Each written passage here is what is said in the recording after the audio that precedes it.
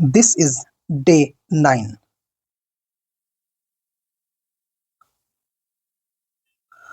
और अगर हम सेपरेट कॉन्सेप्ट्स के हिसाब से बात करें तो ये एथिक्स का लास्ट चैप्टर है, बट अभी केस स्टडीज का एक लेक्चर आएगा और एक सेशन आएगा एग्जाम्पल्स के लिए, डेफिनेशंस प्लस एग्जाम्पल के लिए एक सेशन होगा डेडिकेटेड तौर पर। तो इतनी चीजें अभी हमने करनी है, मतलब but yes as per the concept ये अपने आप में लास्ट सेशन है एथिक्स एंड इंटीग्रिटी का। तो इसमें हम क्या क्या करने वाले हैं, बेसिकली अगर बात करें इसमें जो हमारा मेन टॉपिक है वो है प्रोबिटी।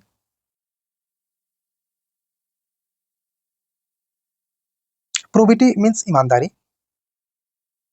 अभी बात करेंगे सब कुछ तो सब अच्छे से आपको समझ में आएगा। तो व्हाट इज प्रोबिटी इसमें आएगा,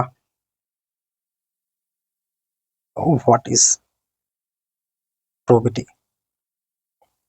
then probity in governance,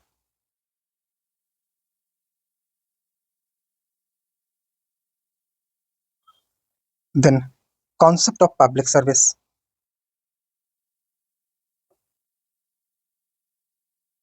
public service का कॉन्सेप्ट,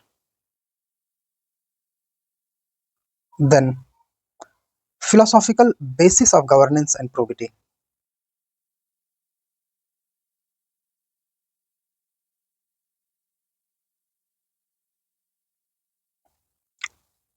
information sharing,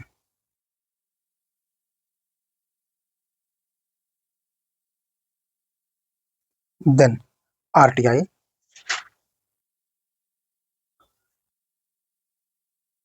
RTI उसकी क्या रिक्वायरमेंट है उसके वेरियस एस्पेक्ट समझेंगे,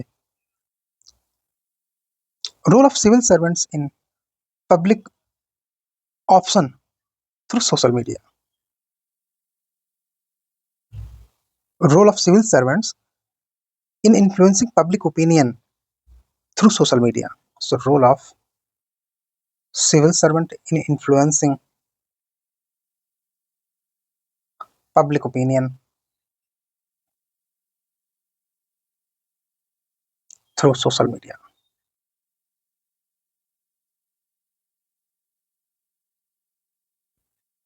Next, citizen charter.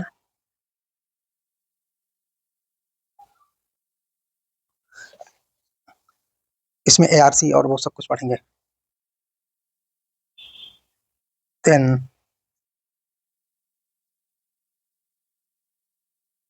Code of ethics and code of conduct हम पहले कर चुके हैं, सो उसको ज्यादा डिटेल में यहाँ नहीं देखेंगे। Code of ethics, code of conduct, and then work culture,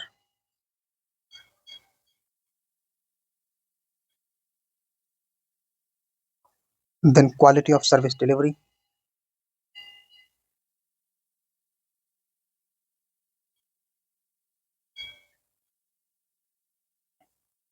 utilization of public fund,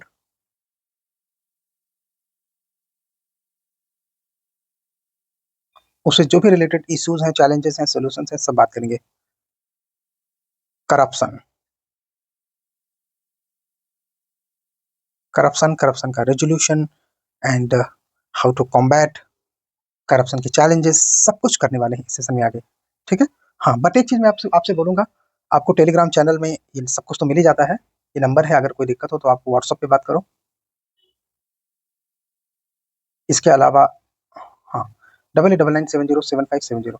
इसके अलावा डिस्क्रिप्शन में टेलीग्राम के लिंक्स हैं, 2 लिंक्स हैं, दोनों को फॉलो कर लो।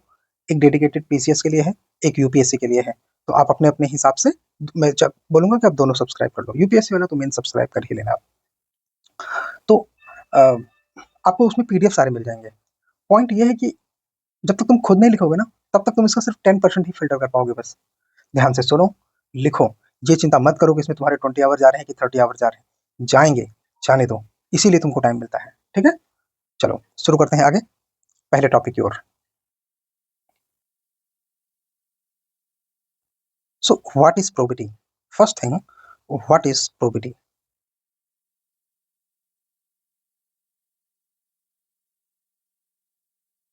What is probity? So probity is the quality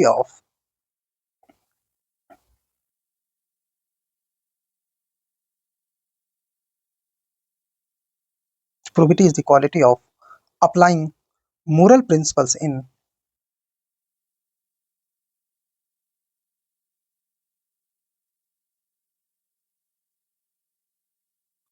moral principles in conduct and integrity.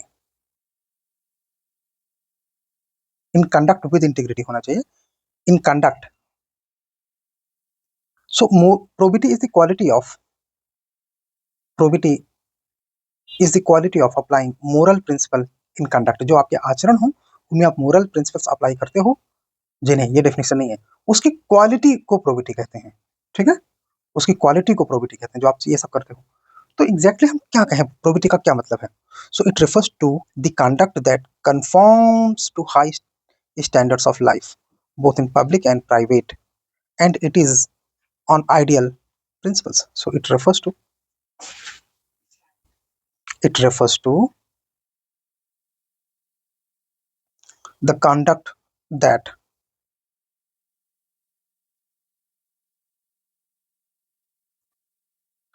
conforms to high standards of life.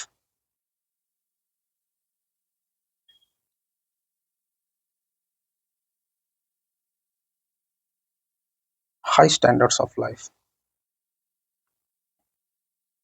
both in public and private.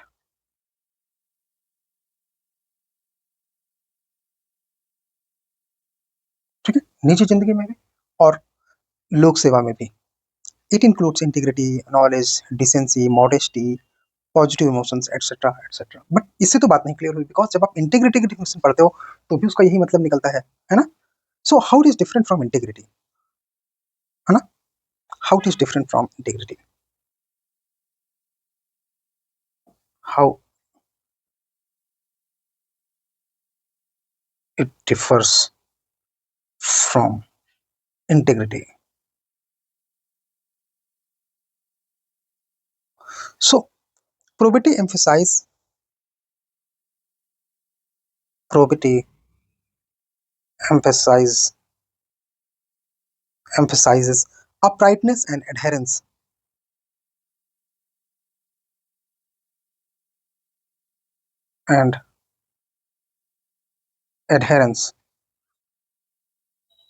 to ethical standards,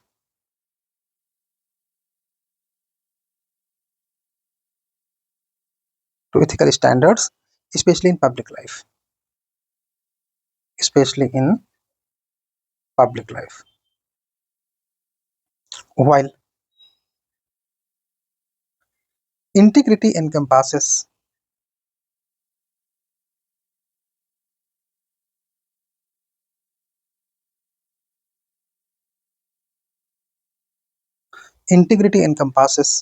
a broader sense of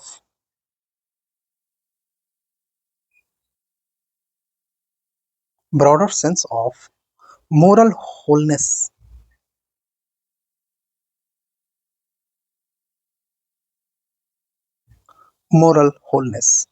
and consistency in all aspects of life, and consistency in all aspect of life.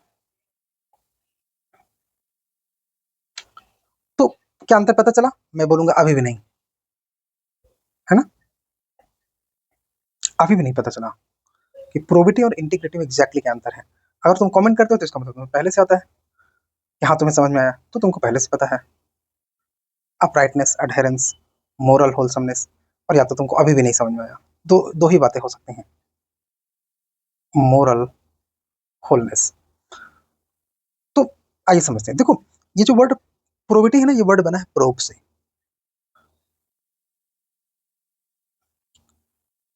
Probe probe का मतलब होता है to examine. ठीक है. So if anything is examinable without any doubt,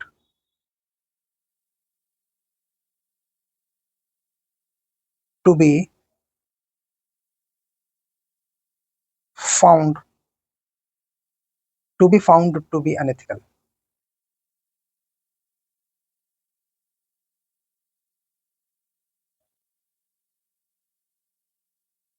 Unethical. Then it is probity. मतलब आपको ये पता है कि आप कभी भी उसको प्रोब करोगे, एग्जामिन करोगे, तो कभी भी गलत नहीं निकलेगा। तो ये तब होता है जब हाई स्टैंडर्ड्स ऑफ लाइफ को अपने वर्क में, पर्सनल कैपेसिटी में या प्राइवेट प्रोफेशनल कैपेसिटी में आप फॉलो करते हो। तभी बोला जाता है कि ये जो कॉन्डक्ट है ये विद प्रोबिटी है। एग्जैक्टली इसका हिंदी मीनिंग ना तो ईमानदारी है, ना तो सत्यनिष्ठा है, इनमें से कोई नहीं है। सत्यनिष्ठा इंटीग्रिटी मतलब होता है, ऑनेस्टी मतलब ईमानदारी होता है। प्रोबिटी का एग्जैक्टली हिंदी वर्ड नहीं है। आप डिक्शनरी करोगे, गूगल करोगे तो आपको सत्यनिष्ठा मिलेगा, ईमानदारी मिलेगा, ठीक है। बट एग्जैक्टली प्रोबिटी का मतलब होता है, अब प्रोबिटी एक क्वालिटी है, पहली बात तो ये समझिए। It is not an action, it is a quality, quality of a person who follows ethical conduct in his life. But problem है कि यही इथिकल कॉन्डक्ट तो इंटीग्रिटी के डेफिनेशन में आता है कि person who follows ethical conduct in his life he has integrity. But the difference is probity belongs to, यहाँ पे आपको पता चलेगा, uprightness and adherence to ethical standards. ऊपर देखो, ethical standards specially in public life. जबकि इंटीग्रिटी अपने आप में एक मोरल होलसमनेस है, मोरल होलनेस है। कैसे कि एक पर्सन का that is the by default nature, वो इंटीग्रिटी है। But if a person learns in an organisation, in school, college and everywhere, whatever conduct he performs by following the code of conduct, the code of ethics, and whatever the preconditions of the duty. If the person is following that, then that conduct is said to be the conduct with probity, because वो conduct अपने आप में probe किए जाने के बाद ethical पाया जाएगा। इस बात का आपको ट्रस्ट है, कॉन्फिडेंस है। तो ये जो देखो, जब तक आप इस प्रोबिटी वर्ड का मतलब नहीं समझोगे ना, तो आपको प्रॉब्लम बनी रहेगी। याद रखना, ये प्रोब से बना है, ठीक है। और ये ऐसा कोई पर्सन कहीं दूसरी जगह हो सकता है कि उसके कॉन्डक्ट में कुछ प्रॉब्लम हो, जैसे कि मान लीजिए कि वो अल्कोहलिक है, एब्यूसिव, ऐसा हो सकता है। बट वो वर्क में अपने बिल्कुल ईमानदार है, कभी गलती नहीं करता, कभी लेट नहीं आता, कभी चोरी नहीं करता, कोई ऐसा आचरण उसका नहीं है, तो वर्क में उसमें प्रोबिटी है। आप उसकी इंटीग्रिटी में डाउट कर सकते हैं, लेकिन उसकी प्रोबिटी में डाउट नहीं कर सकते, बिकॉज वहां पे कभी उसने कोई एविडेंस नहीं दिए हैं। तो ये integrity is a larger term, probity एक लिमिटेड टर्म है।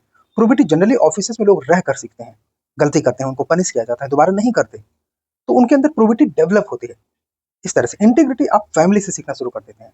जो आप फैमिली से सीखते हैं वो प्रोबिटी नहीं है, वो इंटीग्रिटी है। जो आप अपने बेबीहुड से सीखते हैं वो इंटीग्रिटी है, प्रोबिटी नहीं है, ठीक है। प्रोबिटी उसका एक आउटकम हो सकता है after some point of time. Getting? नहीं समझ में आ रहा तो आप मेरे को बताना, मैं इसे नेक्स्ट सेशन में ऐड कर दूंगा, लेकिन जल्दी, ठीक है। चलिए चलते हैं इसके नेक्स्ट पार्ट पर। सो प्रोबिटी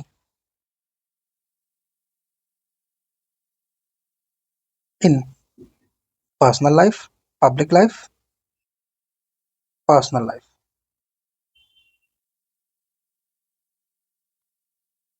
पब्लिक लाइफ में rule of law, justice, responsibility,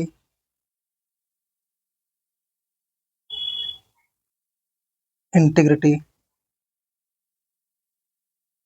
equity. मतलब वो जो आपको ऑफिस में काम आते हैं।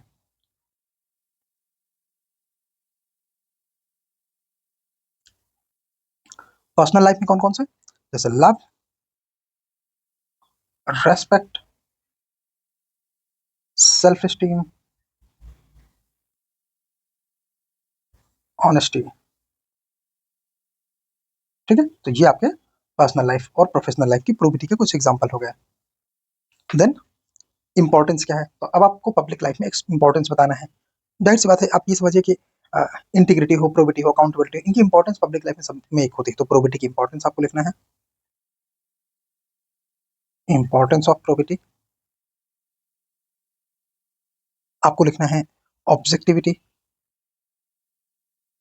क्या ऑब्जेक्टिविटी होती है प्रोबिटी की। एंड जैसे कि इंश्योरिंग अकाउंटेबिलिटी, ट्रांसपेरेंसी, इंटीग्रिटी, यही सब इसकी ऑब्जेक्टिविटी होते हैं। Steps to inculcate probity among politicians या पब्लिक लाइफ में किसी को भी अगर आप लिख दें तो ये हमको कवर करना चाहिए। How to achieve probity, how to achieve probity in governance and politics. ये इंपॉर्टेंट है, इसे हम करेंगे। जैसे मैंने आपसे पहले बताया, achieving probity in governance and politics requires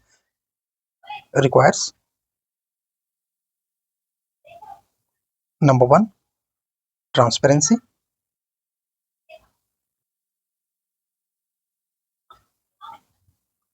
transparency का मतलब होता है disclosure norms, document publicly open होने चाहिए। अकाउंटेबिलिटी,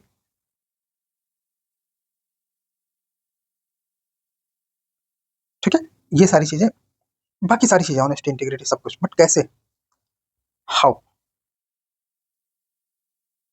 उसके लिए हमें हाउ पार्ट पे फोकस करना है। Strong legal and institutional framework and institutional framework.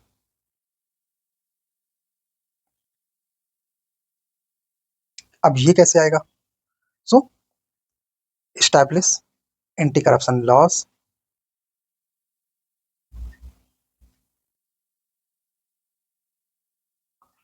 Independent institutional independence.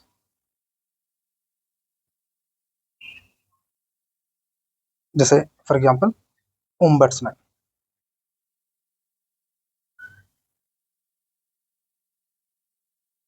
CAG,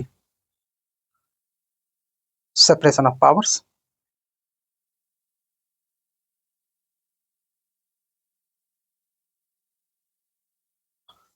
ठीक है, separation of powers between different organs of the government. Then second हमारा आएगा, उससे पहले हम थोड़ी चीज और, जैसे एग्जांपल इसमें ऐड करें, मान लीजिए इसके क्या एग्जांपल होंगे एंटी करप्शन लॉस के, तो इसमें आ जाएगा Lokpal and Lokayukta act, Lokpal and Lokayukta act 2013। इसने, बाकी आपको कहानी पता है, फर्स्ट लोकपाल अपॉइंट होता है 2019 में। Then prevention of corruption act 1988, बाद में अमेंड करके उसे 2018 किया गया। So prevention of corruption act example में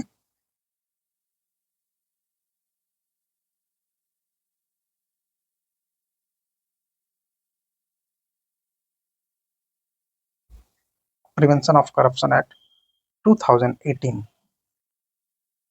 ठीक है। नेक्स्ट आएगा transparency and accountability.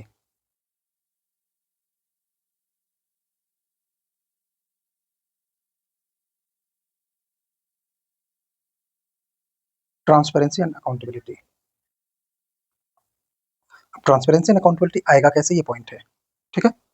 So open government policies,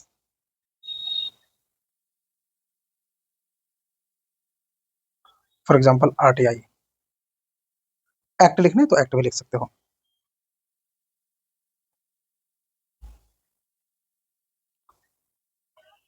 regular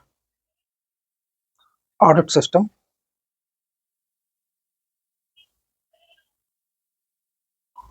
whistle blower protection, whistle blower protection,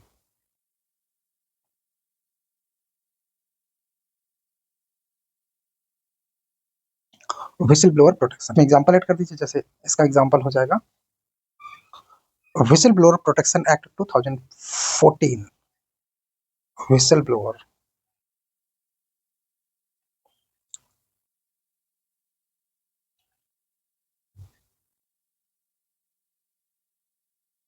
whistle blowers protection act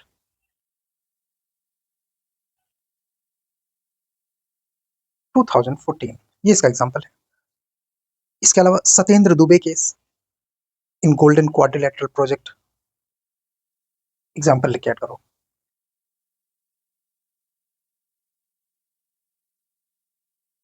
Satyendra Dubey case 2003, जो कि अपने आप में एक इंजीनियर थे।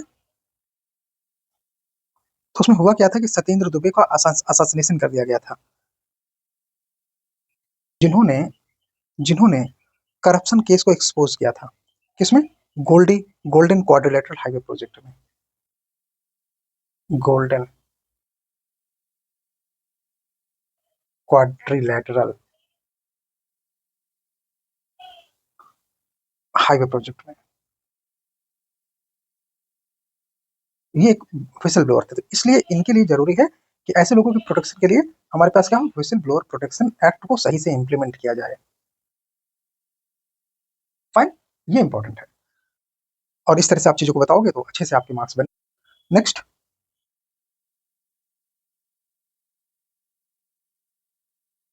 नेक्स्ट आ गया ethical leadership and political will.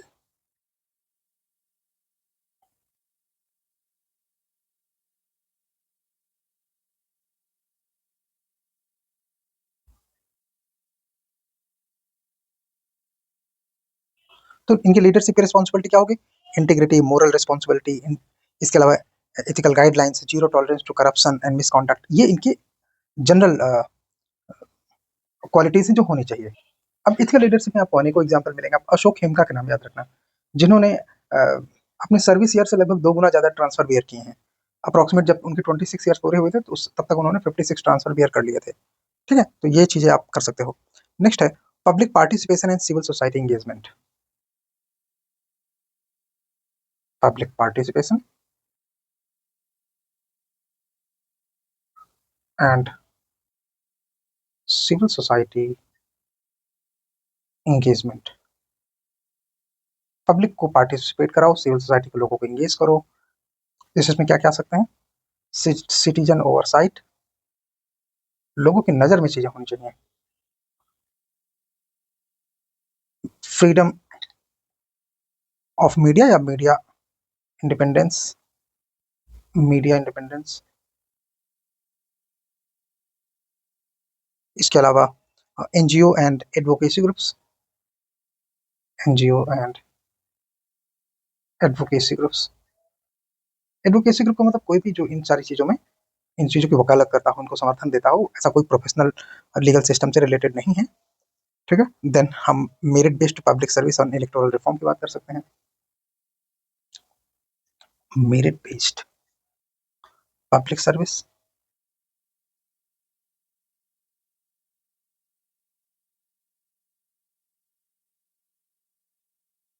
And electoral reforms, दोनों को हम अलग अलग पॉइंट ऑफ व्यू लिख सकते हैं, लेकिन आपको सीखने से मतलब होना चाहिए। आप अलग अलग लिख लेना एग्जाम में। अभी आप फोकस करो इस बात पे कि आपको चीज़ें समझ में आ रही हैं कि नहीं। कैसे? Fair and transparent hiring,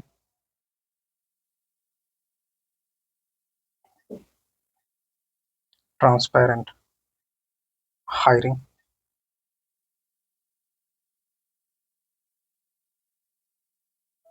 example में यूपीएससी, पीएससी, है ना, ये फेयर हायरिंग करते हैं। इसके अलावा इलेक्टोरल इंटीग्रिटी,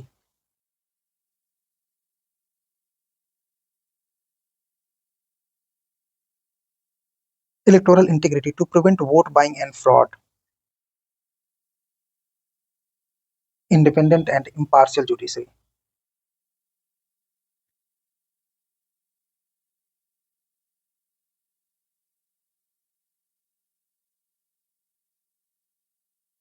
फाइन, ये चीजें जो है जरूरी है। कुछ हम एग्जाम्पल इसमें ढेर सारे लिखना चाहते हैं, सो दैट कि आप अपने हिसाब से जो एग्जाम्पल जहाँ पे चूज करना चाहो उनको लिख सकते हो। ठीक है, और चलते हैं एग्जाम्पल में। जैसे एग्जाम्पल,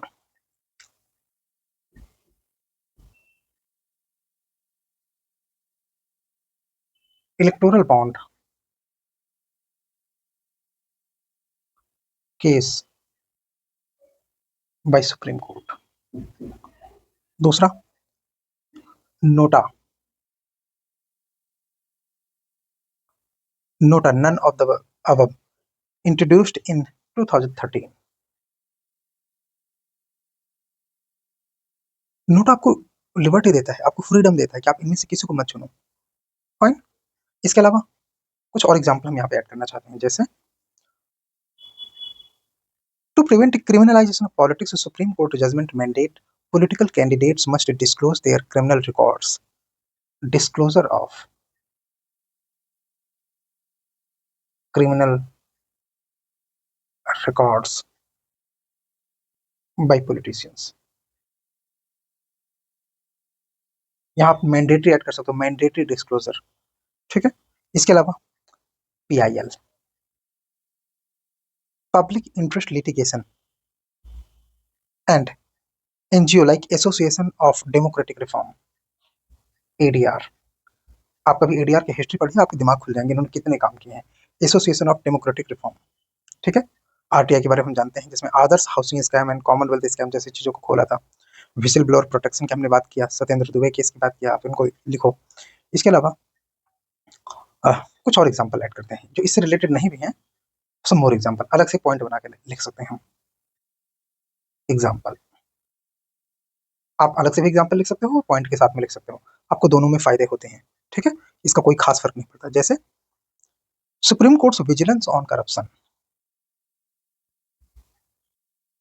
एग्जाम में आप शॉर्टकट नहीं लिखेंगे, जैसे हमने SC लिख दिया, आप SC नहीं लिखेंगे, ठीक है। विजिलेंस ऑन करप्शन कैसे? तो इसमें एक आएगा Vineet Narayan case.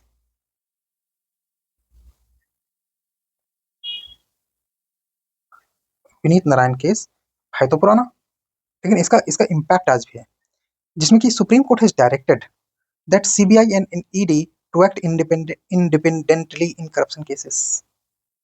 CBI and ED to act in independent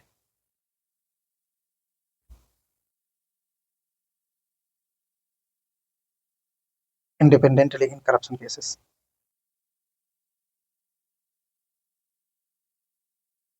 बड़ी चीज है ना। 2G स्पेक्ट्रम केस 2012, जिसमें Supreme Court has cancelled 122 telecom licences. इसके अलावा सिविल सर्विसेज रिफॉर्म के लिए एग्जांपल,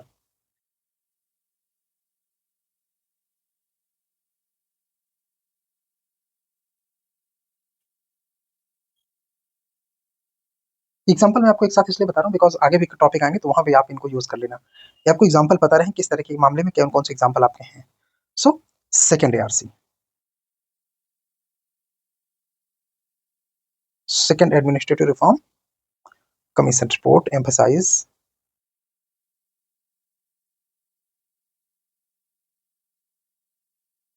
क्या? Transparency and accountability,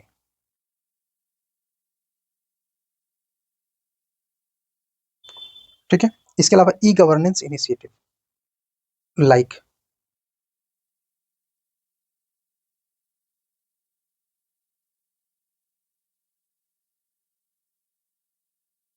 e-governance initiative like DBT,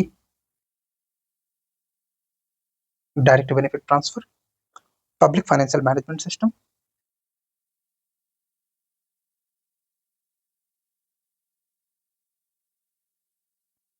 public financial management system to reduce leakages.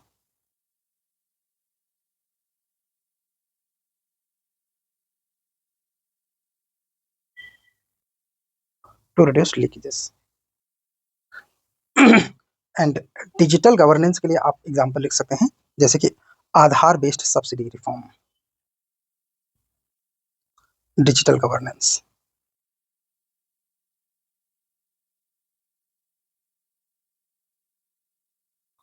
Aadhaar based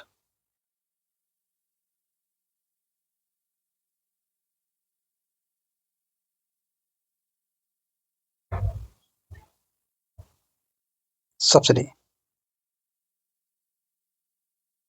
ये मनरेगा में जितने फेक बेनिफिशियरीज होते हैं उनको सब रिड्यूस करता है ये।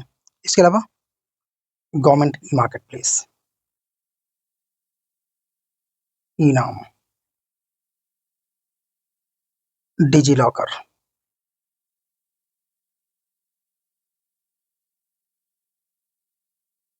एंड ई ऑफिस, ये कुछ एग्जांपल हमको हेल्प करेंगे आगे के लिए। नेक्स्ट टॉपिक की ओर चलेंगे,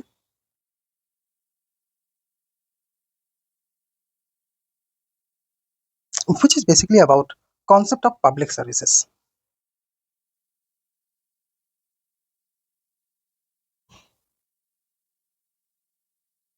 concept of public service. So हम इसमें ऐड कर सकते हैं, जैसे गांधी जी का कोट है कि वो कैसे समझते हैं पब्लिक सर्विस को। So the best way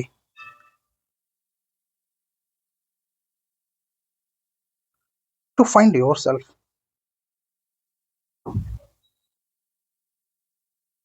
is to is to lose yourself in the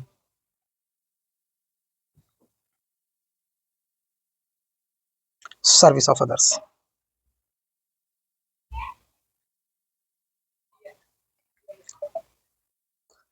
हाँ, डॉक्टर कलाम का कोट है, service to society is the rent we pay for service to society is the rent we pay for living on this planet. Doctor Abdul Pakir जनरल अब्दुल कलाम। ठीक है,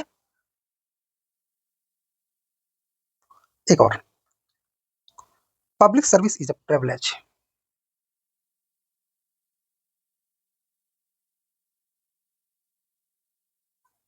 privilege,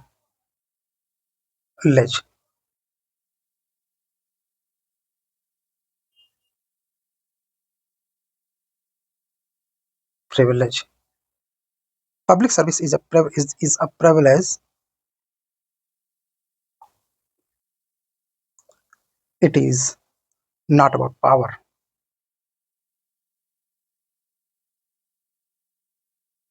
Not about power. It is about responsibility. It is about responsibility. Think किसने कहा? सरदार पटेल। ठीक है, सरदार वल्लभ भाई पटेल। सो इस तरह से पब्लिक सर्विस के बारे में हम एक दो अच्छे फैक्ट डाल सकते हैं। ठीक है, एक अच्छा सा कोट है एने फ्रैंक का। कौन है ये तुम हमको बताओगे, आप हमको बताओगे कौन है Anne Frank. No one has ever become poor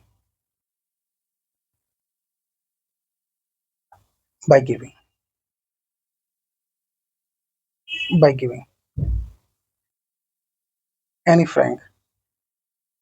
बहुत इन्फ्लुएंशियल स्टोरी है एनी फ्रैंक की, स्टोरी नहीं सुनाएंगे, आप खुद ढूंढ लो। सो आपको पता चल गया कि public service refers to working for citizen specially the poor and specific groups in the need of care, special care. ठीक है, ये होता है public service. So ways of public services,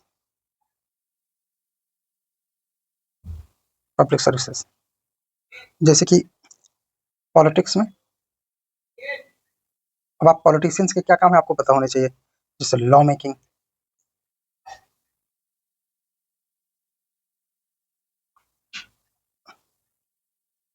civil services के क्या है, सिविल सर्विसेज में policy formulation and implementation,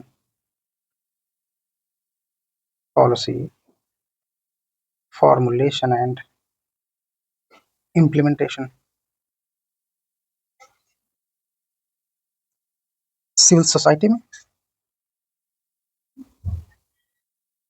civil society में एनजीओ एंड ट्रस्ट के माध्यम से।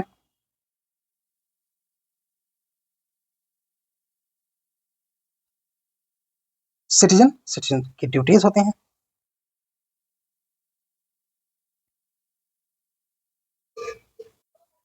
नेक्स्ट हमारा philosophical basis, philosophical basis in public services, जिसको हमने थिंकर्स के पार्ट में कवर कर लिया है, तो उसको यहाँ पे अलग से करने की जरूरत नहीं है।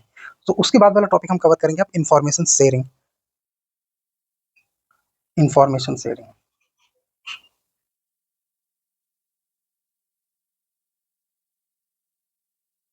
And transparency in government.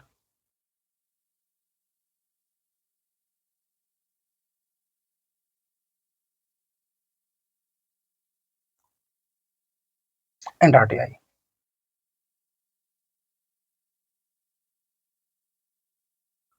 तो इसे इसे आप लिंक कर सकते हो पीछे के टॉपिक से। To ensure probity,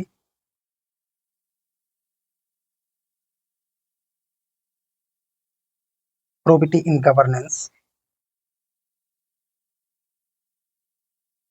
information in transparency are key aspects, जो आपके हेडिंग में है। Information and transparency are key aspects. ठीक है, सो इंफॉर्मेशन शेयरिंग कैसे हो सकते हैं आइए समझते हैं।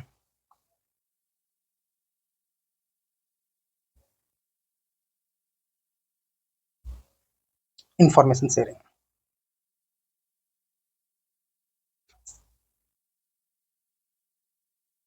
इनको हम कई लेवल में समझते हैं, जैसे ई प्लेटफॉर्म्स, इसके अलावा मीडिया, लेजिस्लेचर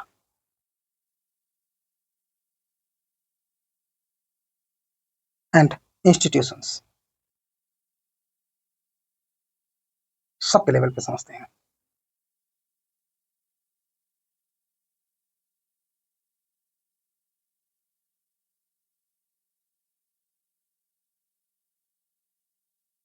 इन सबके लेवल पे हम देखते हैं कि क्या क्या हो सकता है इंफॉर्मेशन शेयरिंग के तरीके। जैसे ई प्लेटफॉर्म क्या कर सकते हैं, इसके एग्जांपल हम लिख सकते हैं mygov.in,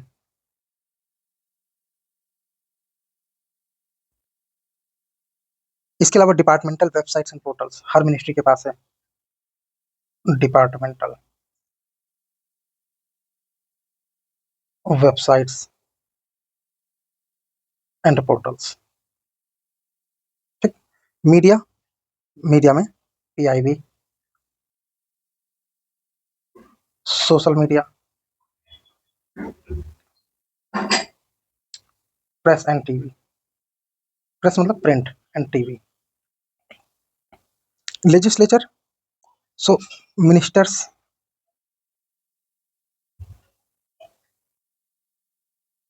ministers, MPs, MLAs, answering in house. House मतलब लोकसभा, राज्यसभा, विधानसभा, ये सभी हाउस होते हैं।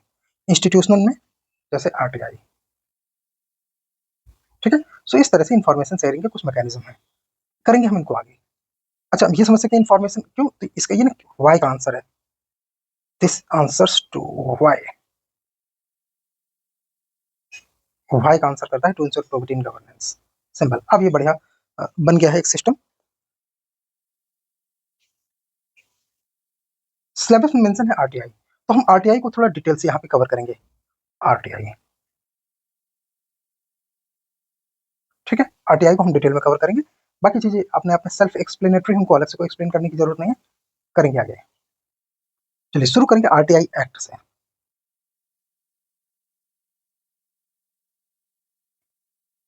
RTI act 2005। RTI Act 2005 is a powerful tool for transparency and accountability in governance. It allows citizen governance का full stop लगा लेना. It allows to citizens to access government information, ensuring openness in public administration. ये क्या करता है RTI? So right to seek information.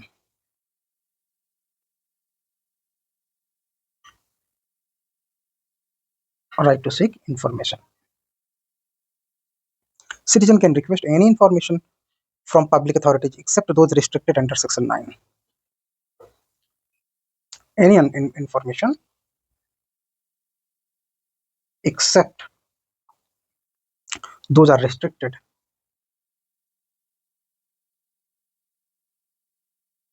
under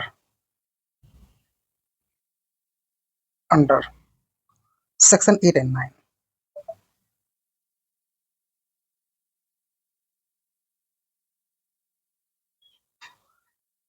इसमें क्या क्या कवर होता है? Covers centre, central, state and local government, PSUs, NGOs, NGOs में वो जो गवर्नमेंट फंड रिसीव करते हैं, and private bodies under certain conditions, जैसे बीसीसीआई। ठीक।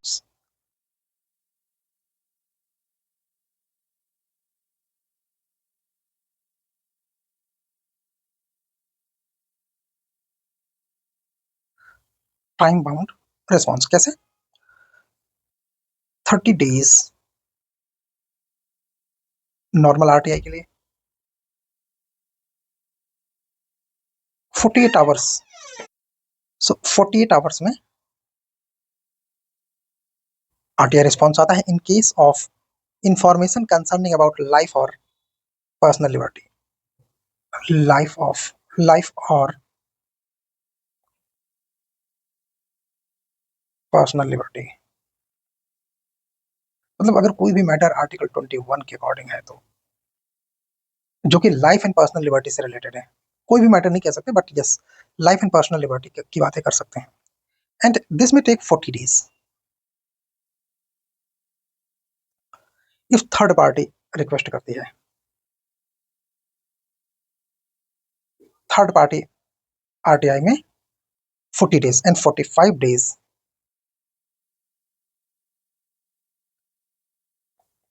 if RTI appeals at the first appellate authority level, at first appellate authority,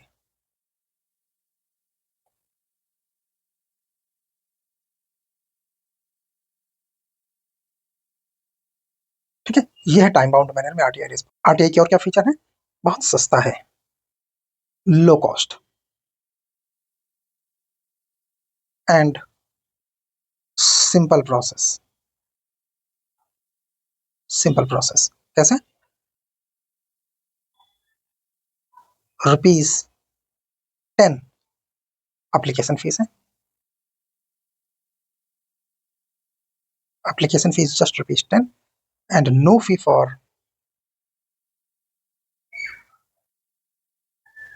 BPL categories, ठीक है। Information is provided free of cost if public authority fails to response with in the stimulated time. अगर with in stipulated time में response नहीं आता है तो information is free. Obligation क्या है पब्लिक अथॉरिटीज की? Obligation of public authority,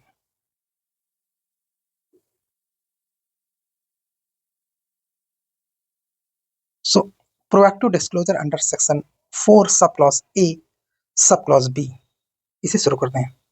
section 4 sub clause 1 sub clause B ये प्रोवाइड करता है गवर्नमेंट डिपार्टमेंट मस्ट पब्लिश की इंफॉर्मेशन ऑन देयर वेबसाइट। एक सेक्शन याद रखना, 41B, गवर्नमेंट डिपार्टमेंट अपनी की इंफॉर्मेशन को अपनी वेबसाइट में पब्लिश करेंगे। की इंफॉर्मेशन अपने वेबसाइट में पब्लिश करेंगे, वेबसाइट में। इसके अलावा रेगुलर अपडेट ऑन, ये पब्लिक अथॉरिटीज के रिस्पॉन्स ऑब्लिगेशन है। क्या क्या? Regular update on budget, policies, tenders and expenditures.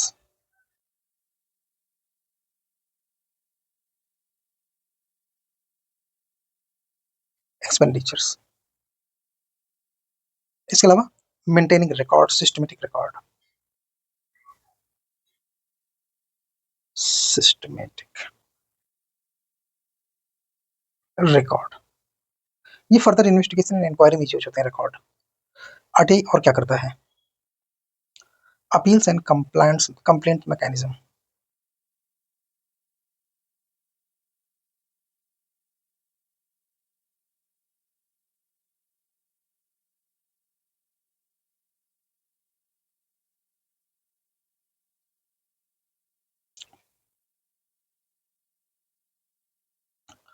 First appeal senior, जो भी आपने अप्लाई किया उसके सीनियर ऑफिशियल को। सेकंड अपील, अगर आप अपनी इंफॉर्मेशन से अभी भी सेटिस्फाइड नहीं हैं तो आप सेंट्रल और स्टेट इंफॉर्मेशन कमीशन को, CIC या SIC, आप अपील कर सकते हैं। इंफॉर्मेशन ऑफिशियल्स को पेनलाइज भी किया जा सकता है। पेनल्टी कितनी है? ₹250 per day. Officials can be penalized for unjustified delays. For unjustified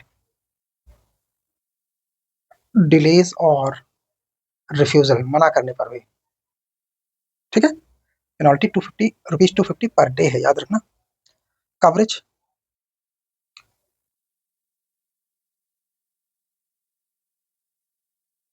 coverage इसमें कौन कौन से हैं? सो ये हमने जैसे पहले भी बताया था, ऑल गवर्नमेंट डिपार्टमेंट,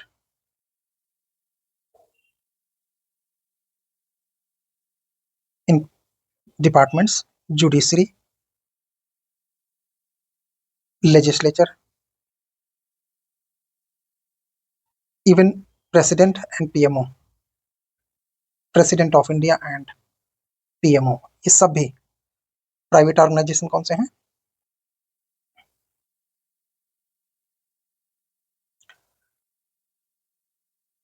जो गवर्नमेंट फंडिंग रिसीव करें, ठीक है, या कोई पब्लिक फंक्शन परफॉर्म कर रहे हैं, पब्लिक फंक्शन कोई अगर परफॉर्म कर रहे हैं तो भी वो आएंगे। एग्जाम्शन कौन कौन से हैं? सबसे जरूरी पॉइंट ये है, अगर आपको ये पता है ना कौन कौन से एग्जाम्प्टेड हैं, तो आपके लिए सारा काम आसान हो जाता है एग्जाम्शंस में, ठीक है। So exemptions under section 8 and 9, national security and sovereignty matters,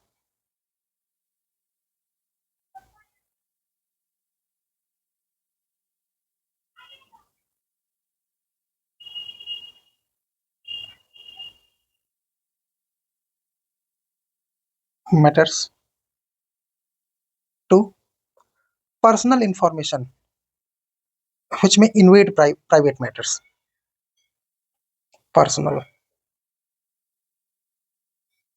info invading private,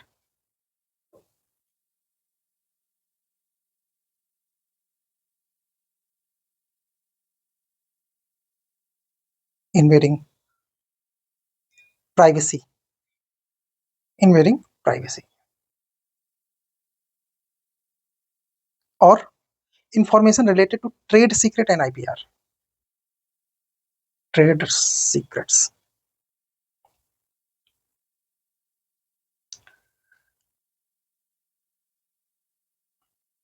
मतलब ये तो मांगे नहीं जा सकते।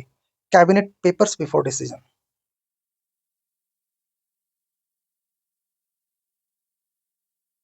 जैसे बजट प्रेजेंट होने के पहले आप उसके डेटा नहीं पहुंच सकते, बिफोर डिसीजन पब्लिश्ड, ठीक है। ये एग्जाम्पशन है, इंपॉर्टेंट पॉइंट है, इनको याद रखना। प्रोटेक्शन ऑफ विसल ब्लोअर के लिए क्या पॉइंट है?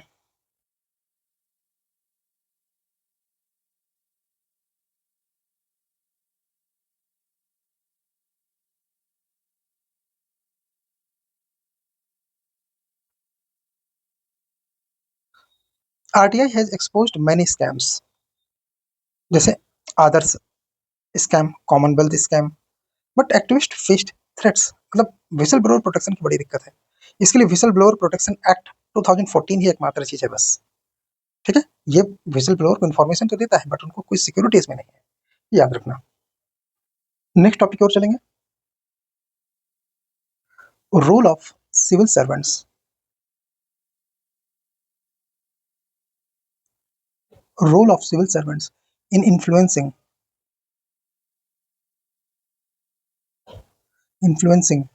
पब्लिक ओपिनियन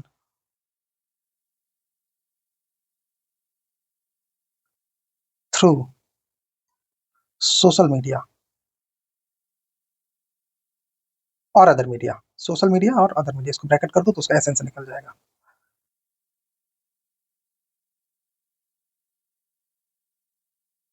ठीक है।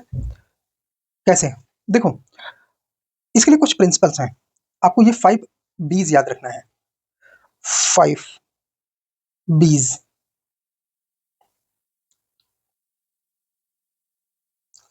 कौन कौन से हैं? First, be transparent,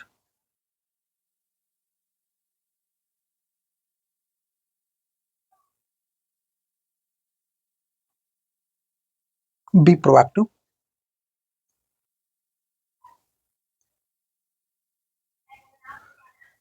B respectful,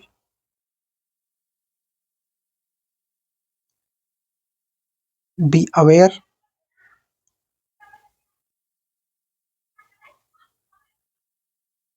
B ethical, be ethical. इसके लिए अब आप एक कोड बना लो। क्या? इसको याद रखने के लिए, जैसे प्रीत, PREAT, प्रीत मतलब हिंदी में होता है ना प्रीत या अफेक्शन, है ना? तो P for proactive, R for respectful, E for ethical, A for aware, T for transparent. Fine. Next काफी इंपॉर्टेंट है, citizen charter.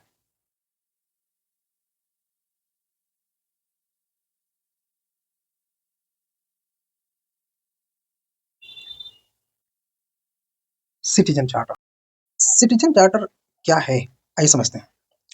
Citizen charter is a document that outlines what commitment, commitments of commitments of a government agency, commitment of government agency or public institutions, or public institution, public institution to provide efficient and transparent service, efficient and transparent service to citizen, transparent services to citizens। तो दो तीन बातें इसमें याद रखना है। ये है क्या? एक डॉक्यूमेंट है जो कि कमिटमेंट करता है। अच्छा, कौन इसको इशू करता है? तो सिटीजन चार्टर किसी गवर्नमेंट एजेंसी या पब्लिक इंस्टीट्यूशन का हो सकता है, जो कि efficient and transparent services provide करवाने के लिए प्रॉमिस करता है सिटीजन को। ठीक है, इंश्योर भी करता है, ऐसा नहीं। The citizen charter is a tool to promote good governance, a tool to promote good governance and accountability, and accountability in public service delivery. ठीक है, अब इसकी ओरिजिन कैसे हुई? तो so the concept of citizen charter was first introduced in UK in 1991 under John Major government. John Major की गवर्नमेंट में आपको बताऊं तो ये बहुत ही रिफॉर्म इंट्रोड्यूस करने के लिए जानी जाती है। नोलन कमेटी, जिसके बारे में आप बार बार पढ़ते हैं ना, वो भी जॉन मेयर ने ही अपॉइंट किया था। India adopted this concept in 1997 when the government initiated citizen charter initiative। so India में कब शुरू हुआ? इन इंडिया 1997 गवर्नमेंट ने सिटीजन चार्टर इनिशिएटिव स्टार्ट किया। Citizen charter initiative, citizen charter initiative को शुरू किया as a part of administrative reform to improve service quality and transparency. किस लिए? ऑब्जेक्टिव क्या था? ऑब्जेक्टिव था to improve service quality and transparency.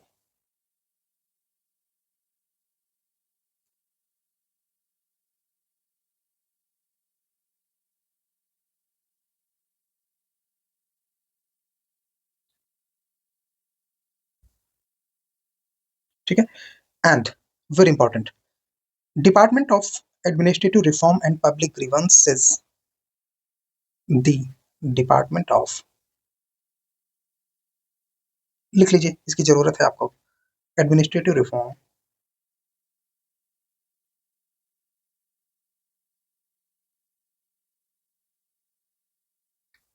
And public grievances,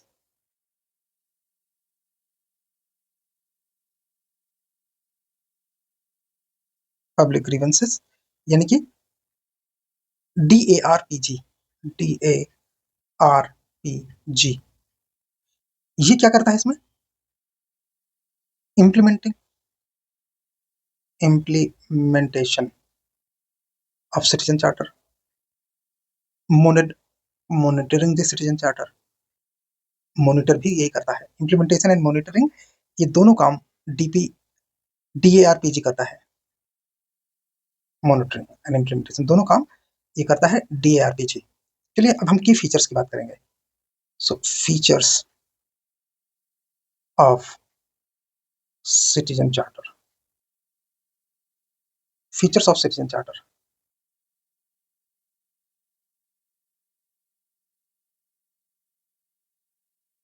vision and mission statement इसका क्या है पहले समझते हैं। So vision and mission, so ये इसमें क्या क्या चीजें होनी चाहिए।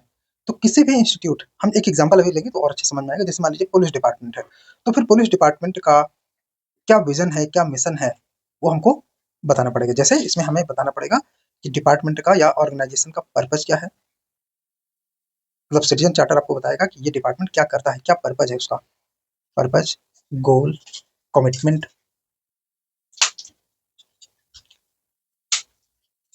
क्या कमिटमेंट है इसके टुवर्ड्स सिटीजन्स, ये किस तरह की सर्विसेज देता है। ठीक है, what type of services it offers, what types of services it offer. ठीक है, इट ऑफर्स, किस किस तरह की सर्विसेज है जो ये देता है। Next, details of services. अब इसमें साथ में ये दिया जाता है कि सर्विसेज की क्या क्या डिटेल्स हैं। डिटेल्स ऑफ सर्विसेज भी दी जाते हैं। ये स्पेसिफाई करता है कि कौन कौन सी स्पेसिफिक सर्विसेज अवेलेबल है to the citizen and condition. So services availability,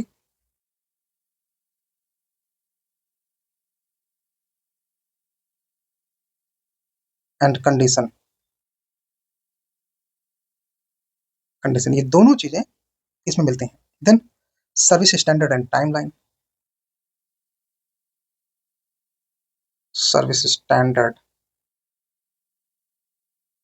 and timeline,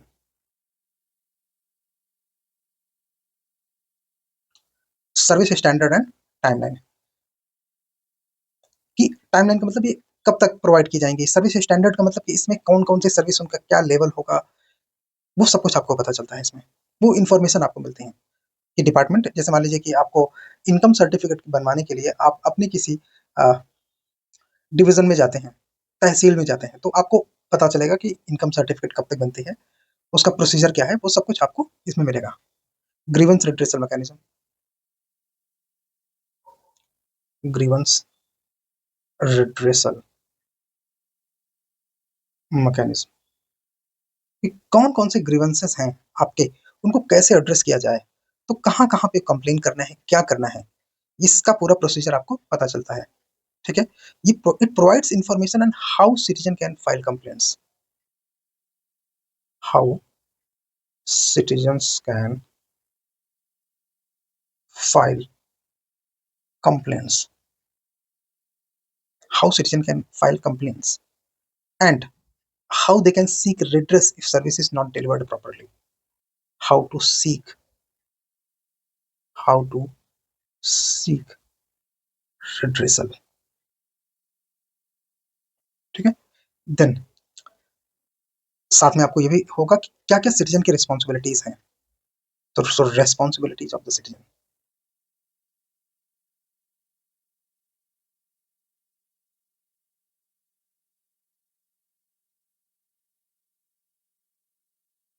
इसमें क्या क्या एक्सपेक्टेशन है सिटीजन से फॉर स्मूथ सर्विस डिलीवरी। सो वो एक्सपेक्टेशंस आपको जो है इसमें पता चलेंगी।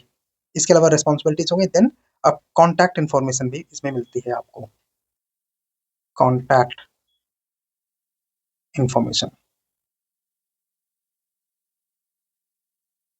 कॉन्टैक्ट इंफॉर्मेशन मतलब ये कि ऑफिशियल्स के कॉन्टैक्ट, क्वेरीज, ईमेल, सब कुछ आपको इसमें मिल जाएगा। ठीक है, इसका एक एग्जांपल देखते हैं। अच्छा एग्जांपल, जैसे हम इंडियन रेलवे का लेते हैं। Indian railway, so Indian railway का कमिटमेंट क्या है।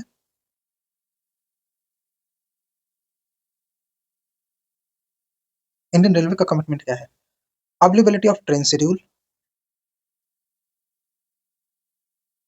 Availability of train schedule,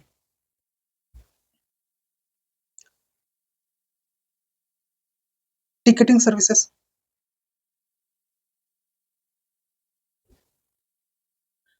ticketing services, safety measures,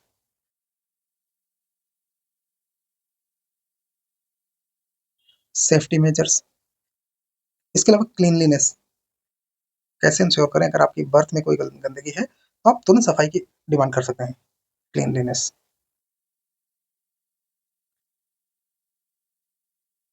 ये हो गया कमिटमेंट। देन उसका टाइमलाइन क्या है, तो इसमें टाइमलाइन दूसरी चीजें हैं।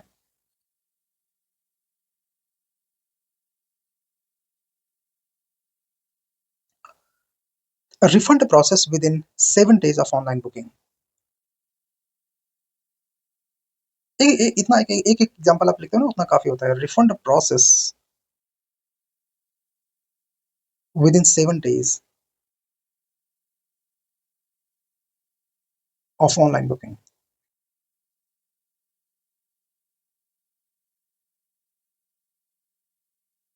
ग्रीवेंस रिड्रेसल,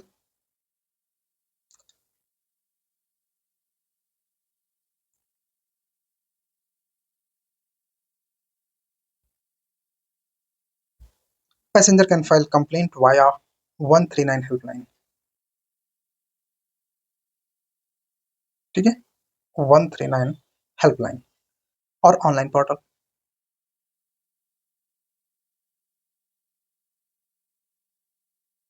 अच्छा, कुछ चैलेंजेस भी देख लेते हैं सिटीजनशिप के, सिटीजन चार्टर के। जैसे lack of awareness, non adherence to timeline, weak grievance redressal, lack of accountability, inadequate resources, इसी तरह के चैलेंजेस होते हैं। इनको इंप्रूव कैसे किया जा सकता है? सो इजी है। Better awareness, stronger monitoring, digital information, legal backing, regular updates. So next, चलेंगे नेक्स्ट टॉपिक की ओर। चलिए नेक्स्ट टॉपिक की ओर चलते हैं, एंड ये है हमारा quality of service.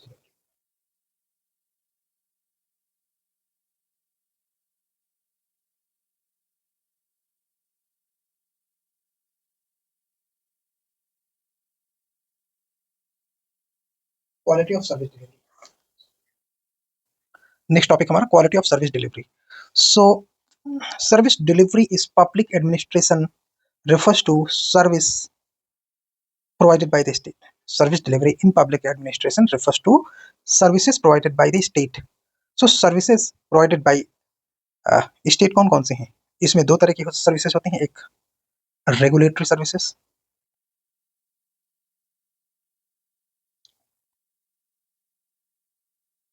Services provided by state,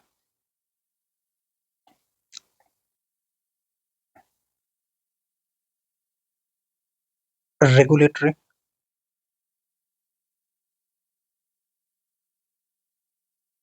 services, general services. General services, regulatory services में law and order, law and order, crime investigation,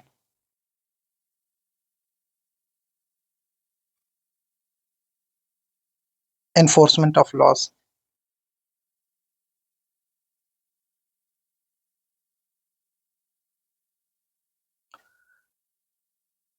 rules and regulation, enforcement of laws, rules and regulation. इसके अलावा registration of certificates,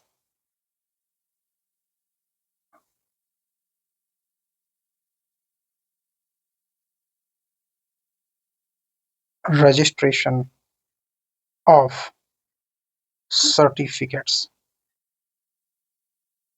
and इस तरह की कई सारी और services हो सकती हैं। ठीक है, जनरल सर्विसेज में क्या है, जैसे education, health, infra, road, highways, bridges, ये सब जो होते हैं। इसके अलावा citizenship visa, citizenship visa, and social sector, जो भी स्कीम्स हैं सोशल सेक्टर्स। ठीक, इस तरह की आप सर्विसेज को क्लासिफाई कर सकते हो। नाउ सर्विस डिलीवरी को कौन कौन से स्टैंडर्ड को मैच करना चाहिए, वो हमारा इसका सेकंड पार्ट है। So service delivery must match following principle. कौन कौन से प्रिंसिपल फॉलो किया जाना चाहिए? तो प्रिंसिपल्स ऑफ सर्विस डिलीवरी तो बहुत आसान है। क्वालिटी, चॉइस, हमें ज़्यादा से ज़्यादा विकल्प देने चाहिए, चॉइसेस, स्टैंडर्ड्स मैच करना, standards, value, accountability,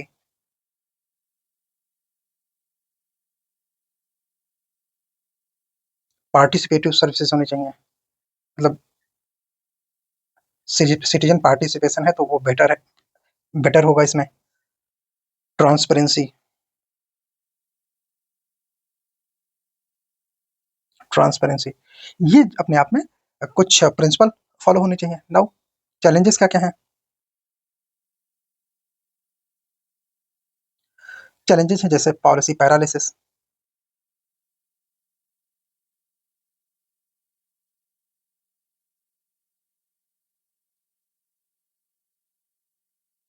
policy paralysis and policy paralysis का मतलब क्या होता है? तो इनइफेक्टिव पॉलिसीज,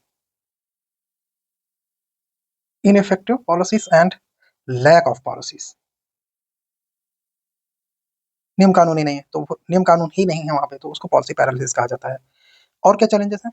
ब्यूरोक्रेटिक एटीट्यूड, ये तो आप सब जानते हो,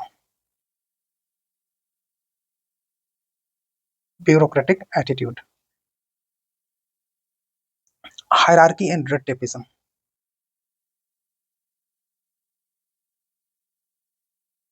रेड टेपिज्म, हायरार्की रिजिड है, ये प्रॉब्लम है, हायरार्की होने में दिक्कत नहीं है, वो रिजिड है, इसकी वजह से काम नहीं होता, प्रॉब्लम है वर्क एफिशिएंसी में। Lack of public participation, lack of public participation,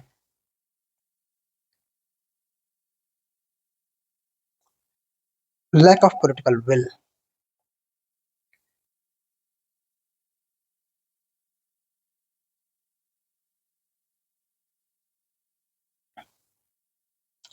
and most important lack of awareness, awareness, awareness की कमी अपने आप में प्रॉब्लम है। सो सोल्यूशन क्या है? एक मॉडल होता है जिसका नाम है, सोल्यूशन में लिखते हैं Sevottam model,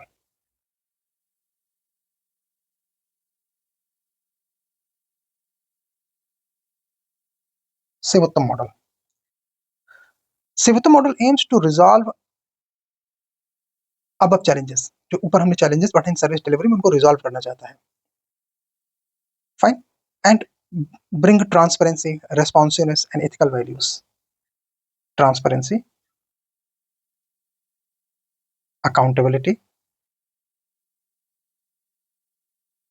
and ethical model develop करना चाहता है। और जितने ऊपर लिखे ना, सबको ठीक करने की बात करता है, तो आप अपने समझ जाओ कि इनको लैक ऑफ की जगह रेजोल्यूशन वाली लैंग्वेज में लिखोगे, सॉल्व करने वाले में।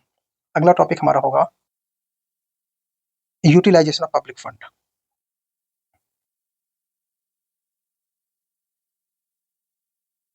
Utilisation of public fund.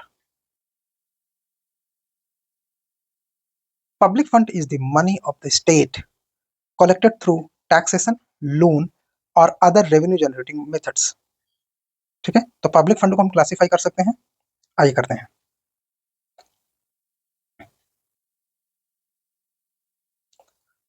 Public fund, so consolidated fund of India under article 266,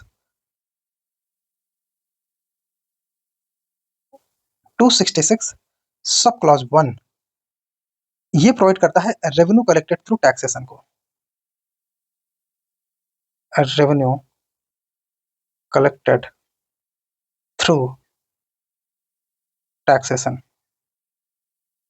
ठीक है, now contingency fund,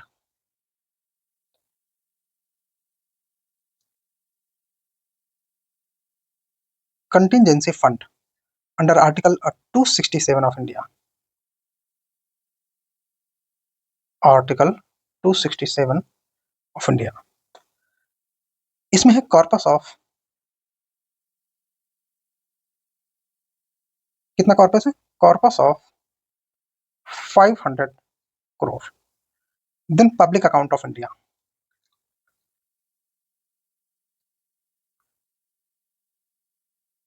Public account of India. Public account of India. Small savings, इसमें क्या क्या चीज आएंगे? Small savings and PF, provident fund. ठीक है, ये दो चीजें पब्लिक अकाउंट ऑफ इंडिया में आती हैं।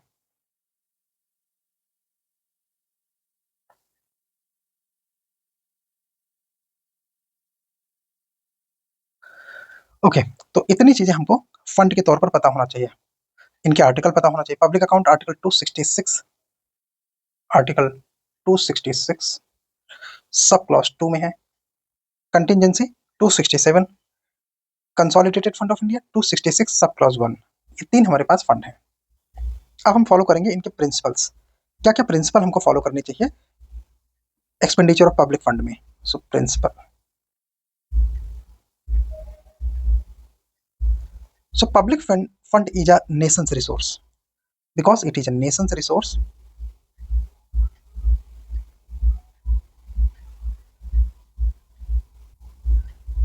ये टैक्स पेयर का मनी है, tax payers money. Therefore, people have right to know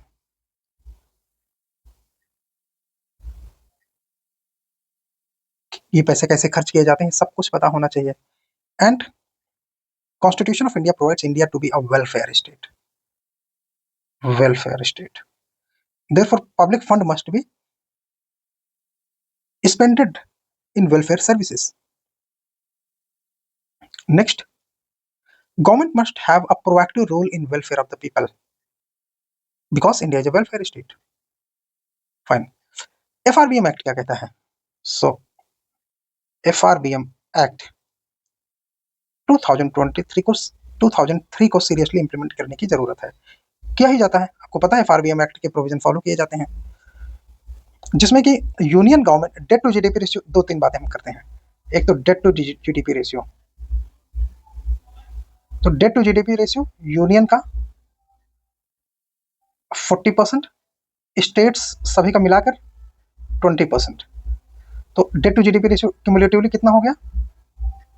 60%। And ensure fiscal deficit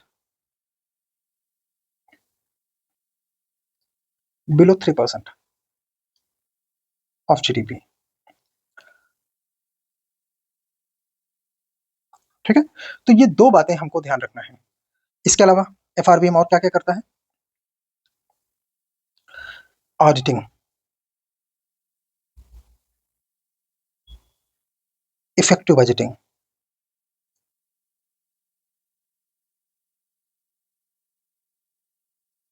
effective budgeting.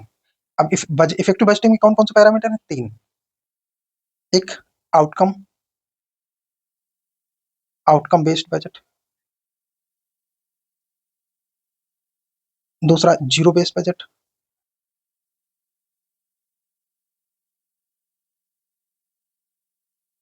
And third है जेंडर बजट। ठीक है, ये तीन इंपॉर्टेंट पैरामीटर हैं। इसके अलावा और कौन कौन से प्रिंसिपल हमको ध्यान रखने हैं? सो वो हैं use of e governance and participation of people, peoples participation in funding. ठीक है, ये बातें हमको ध्यान रखनी है। नेक्स्ट हम लोग करेंगे ई गवर्नेंस।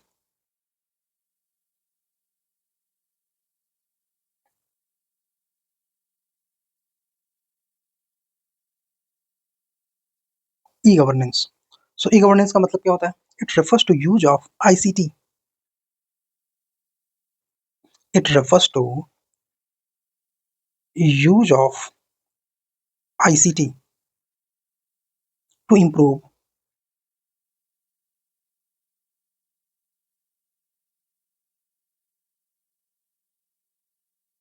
to improve क्या क्या?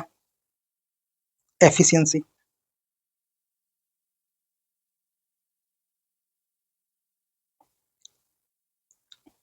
ट्रांसपेरेंसी,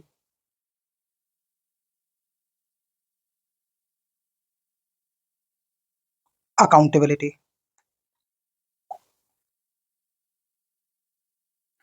आप इन सब में एग्जाम्पल वगैरह से ऐड करना, एग्जाम्पल हम अलग सेशन में डिस्कस करेंगे, पहले हमने आपसे बताया तो आप उसकी चिंता नहीं करेंगे।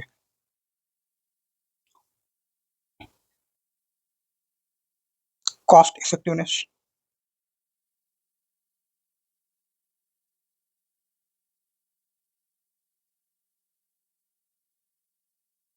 Citizen friendly,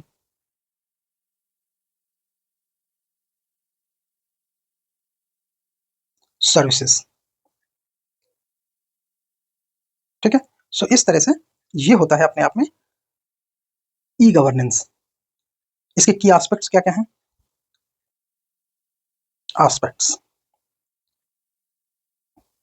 digital service delivery.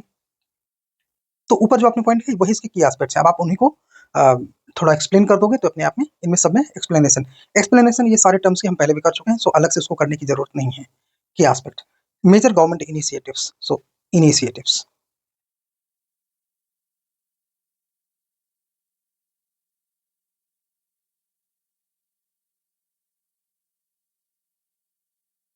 Initiatives कौन कौन से हैं? सो वन है डिजिटल इंडिया 2015, आधार,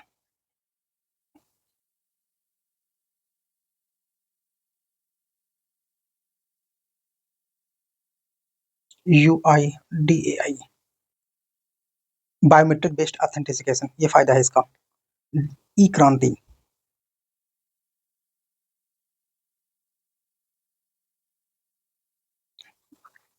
नेशनल ई गवर्नेंस प्लान यानी कि NEGP to improve government service delivery, e Kranti. 4 digi locker,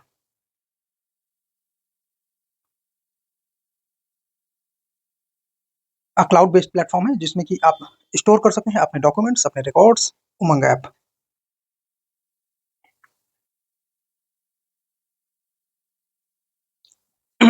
a unified mobile app that provides access to multiple government services, e-नाम।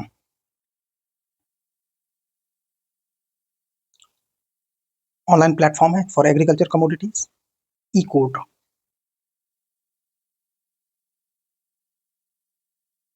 E code, ये digitization of court record है to streamline judicial process, Bharat net.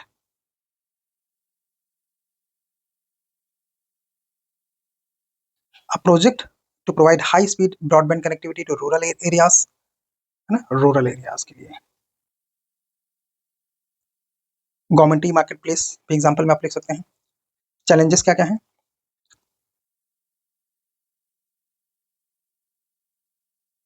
Digital divide,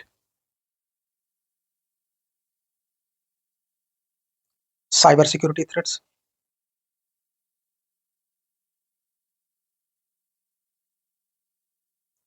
infra gap,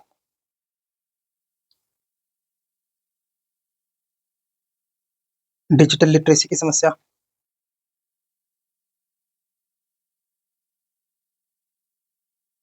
implementation के issues, है ना। तो ये अपने आप में फ्यूचर में ब्लॉकचेन टेक्नोलॉजी, कंक्लूजन में ब्लॉकचेन टेक्नोलॉजी का डिस्कस जरूर करो। सॉरी, कंक्लूजन में ब्लॉकचेन टेक्नोलॉजी का डिस्कशन जरूर करना है। नेक्स्ट टॉपिक है हमारा करप्शन पे।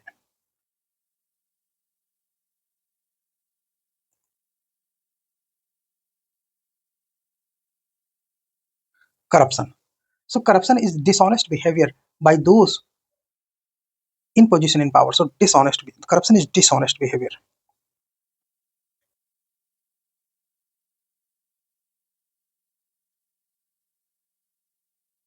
by those who are in power.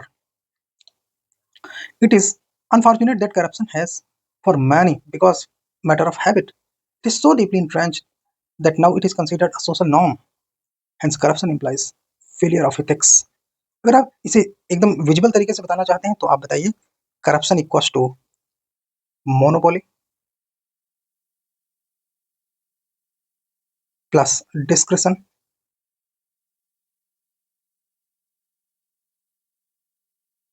Minus accountability.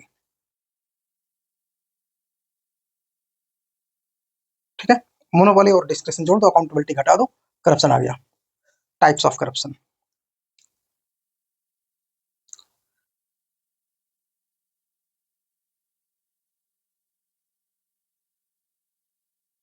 जैसे grant corruption. Grant corruption consists of act committed by high level of government department who distorts policies, central funding, and enabling leaders benefit at the expense of public good. So grant में कौन सा होता है? Grant नहीं, grant ये high level होते हैं, high level government officials के। पेटी करप्शन छोटे मोटे।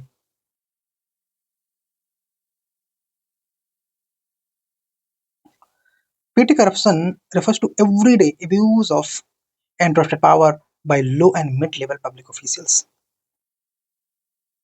and mid-level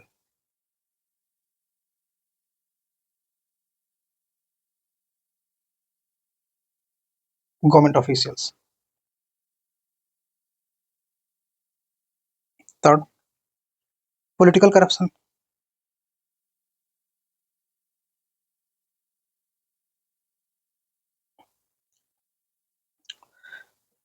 Manipulation of policies, institutions, and rules of procedure. Manipulation of policies, rules of procedure,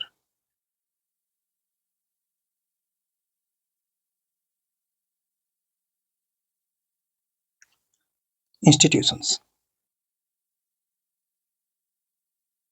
ठीक है, ये अपने आप में पॉलिटिकल करप्शन हुआ। Then systemic corruption.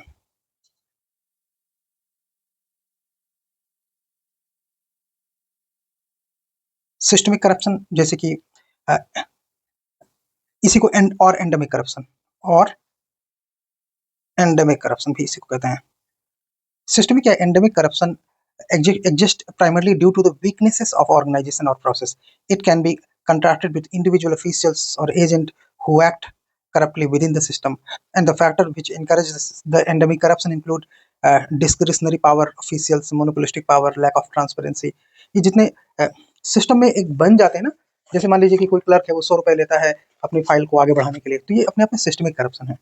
ठीक है, then coercive corruption. Coercive corruption,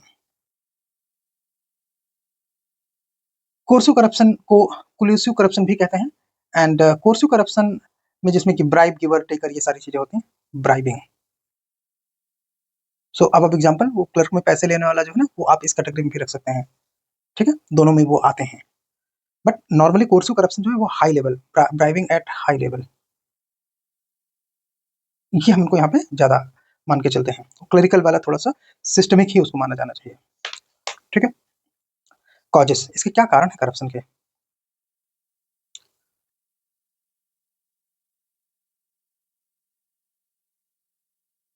सो इकोनॉमिक इनइक्वालिटीज,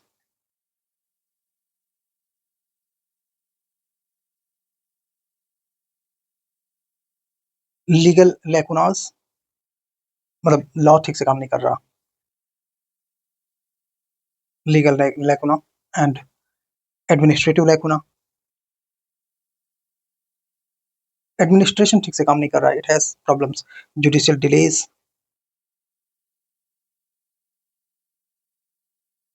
सोशल प्रॉब्लम। कैसी? माइंडसेट, जल्दी से अमीर हो जाना, है ना, इस तरह की जो सोशल प्रॉब्लम्स है उसको आप यहाँ पे लेके चलो। Methods of corruption,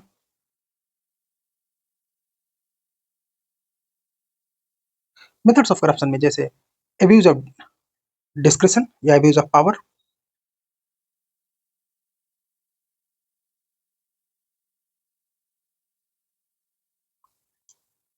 abuse of authority कह सकते हैं, then bribery,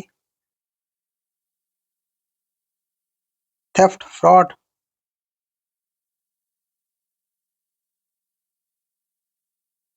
extortion, black money, sorry blackmailing, हाँ ब्लैक मनी भी, एक्सटोर्शन, ब्लैकमेलिंग।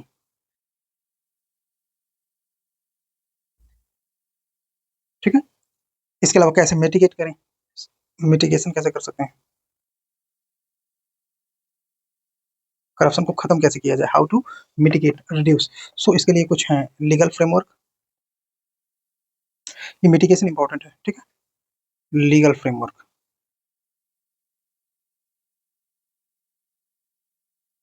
लीगल फ्रेमवर्क में जैसे भारतीय न्याय संहिता,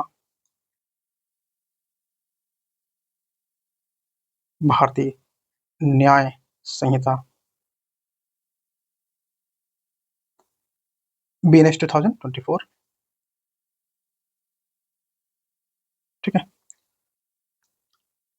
prevention of corruption act 1988, prevention of corruption act 1988, then benami transaction prohibition act 1988, benami transaction bracket में prohibition act 1988, and PMLA prevention of money laundering act 2002, PMLA 2002। तो ये कुछ अपने आप में लीगल फ्रेमवर्क हैं जो करप्शन को मिटिगेट करने के लिए बनाए गए हैं। Institutional framework, institutional framework, institutional framework.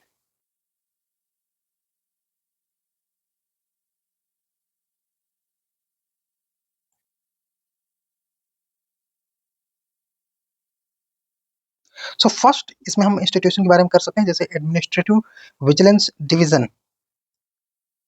Administrative vigilance division under किसके अंडर में है, DOPT, under DOPT, department of personnel and training, DOPT। Then CVC, central vigilance commission, CBI, and India has signed, अलग से हम लिख सकते हैं, India has signed and ratified क्या, UN convention against corruption, UN convention against corruption. इसके अलावा इसमें हम जो है इथिकल वेज क्या हो सकते हैं, हेडिंग डालेंगे इथिकल या value based mitigation of corruption.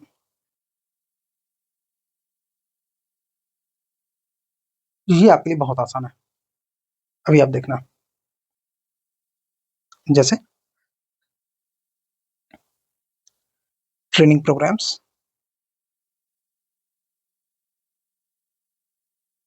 Motivation,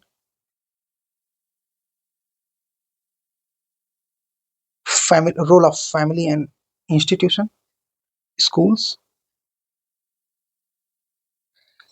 changing work culture, changing behavior,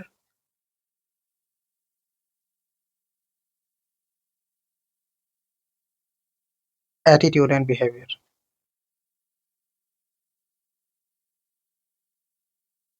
ठीक है, ये चीज अपने आप में एथिकल तरीका है इन चीजों को सॉल्व करने का। नेक्स्ट टॉपिक हम करेंगे work culture.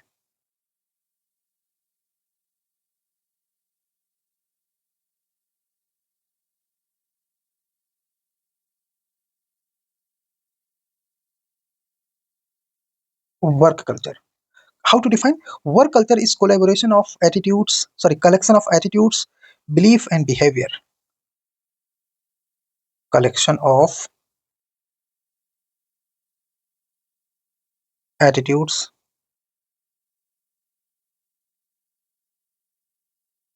belief and behaviors, and behaviors। Work culture ये है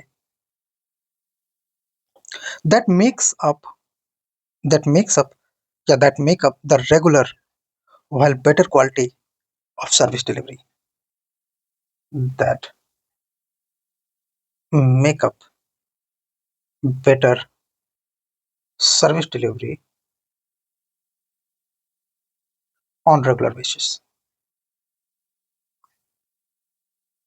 On regular basis. Now, how to improve work culture? How to improve? अब सारे वही पॉइंट आएंगे. Integrity, honesty, respect, fairness, accountability, compliance, open communication, corporate social responsibility, employee wellbeing. इसके then benefits क्या हैं? Benefits में लिखिए building trust, stakeholders trust, increasing employee engagement, increased productivity, increased satisfaction, reduce the legal risk, and gaining the reputation, building brand value, encouraging long-term business success. ये सारे point ठीक है. So work culture is not very difficult, आसानी से लिख सकते हैं. चलते हैं आगे. गवर्नेंस के बारे में अर्थशास्त्र क्या कहता है, यानी कि कौटिल्य क्या कहता है? सो गवर्नेंस के प्रिंसिपल बेस्ड ऑन अर्थशास्त्र या कौटिल्य, ऐसा कुछ भी आता है तो आप रेडी रहो. ठीक है. सो कौन कौन से बेसिस हैं या principle? Principle 1, public interest over personal interest.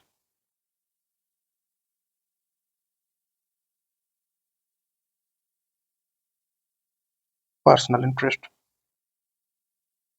Then citizen friendly governance.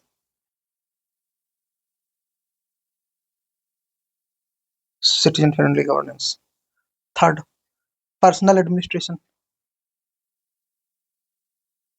Personal. Personnel means employees. Personnel administration.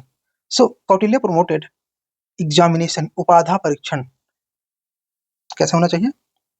Personal administration based on उपाधा परीक्षण. सो बेस्ड ऑन एग्जामिनेशन, उपाधा परीक्षण.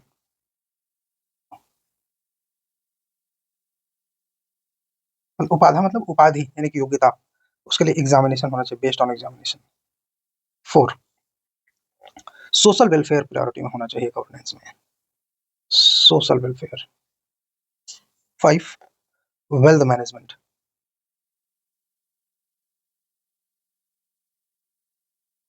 Wealth management. Kautilya described economies as most important aspect. Diplomacy.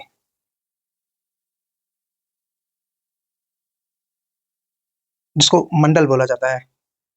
And diplomacy का मतलब ये होता है कि हमें अपने नेबर स्टेट के साथ कैसे पॉलिसी रखनी चाहिए. इसके अलावा फिलोसॉफिकल बेसिस में सप्तांग थ्योरीज होती हैं, हमने इसके बारे में पहले बात किया है, तो यहाँ पे उसके लिए अलग से करने की जरूरत नहीं है.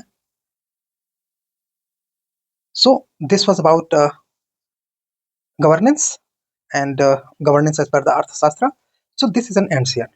अगले सेशन में हम लेके आएंगे कुछ और चीजें, जैसे हमें कई सारी चीजें करनी है. अभी 3 चीजें आनी है, 3 डिफरेंट सेशन आएंगे, उनका स्टाइल थोड़ा सा अलग होगा, जिसमें एक तो होना है केस स्टडीज, दूसरा होना है करंट अफेयर्स,